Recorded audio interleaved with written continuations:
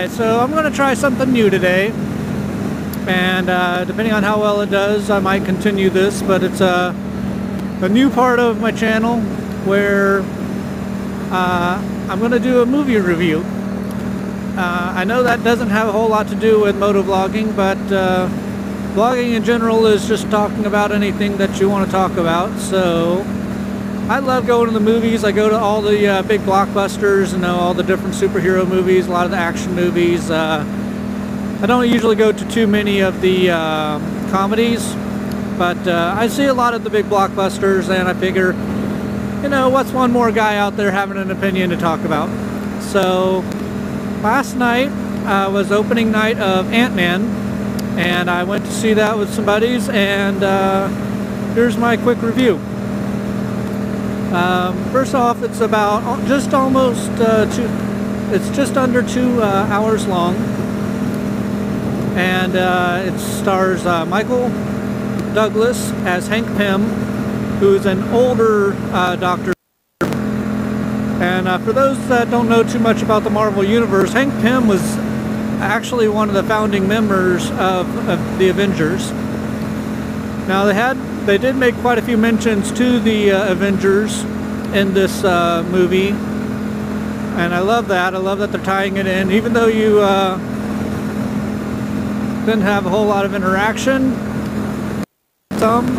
with the Avengers, and I thought it was just the perfect amount, because it allows it to be a Ant-Man standalone film, but they definitely did not miss the tie-in. Then you got Paul Rudd as Scott Lang, who is the new Ant-Man. He's taking over the reins from Hank Pym. It's kind of like passing it down just because he's getting too old for it. And what I love about it is, as much as I did not like the casting, I did not really see Michael Douglas as a scientist type person. And Paul Rudd, he's known more for comedy. I didn't really see him as a superhero.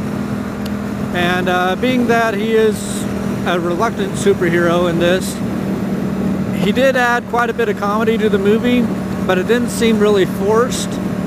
And I found myself laughing a lot more in this movie for the right reasons. Now, visual effects I thought were really good. They've been shrinking things down since back in the Honey, I Shrunk My Kids days, back in the late 80s, early 90s, something like that. And they did a good job. The ants look really cool. And you spend so much time in this miniaturized world that you actually start to care a little bit about the ants, which, is quite a feat in itself, I think. So I thought the story was good. They did do some nice backstory for both Hank Pym and Scott. And the bad guy was definitely a good, evil, villain. There wasn't a whole lot of fighting between the Yellow Jacket and the Ant-Man until the last part of the movie, but it was worth the wait. I think the lead-in, while it seemed like it took a little while to get started, it wasn't boring. It gave good context for the characters, and I didn't mind it at all. So, all in all, it's one of my my favorite new superhero movies. If I had to give it a grade 1 to 10, I'd give it, I'd say I'd give it a good 8. It's quite decent. If you were kind of on the fence about seeing it, I think it's definitely worth the money.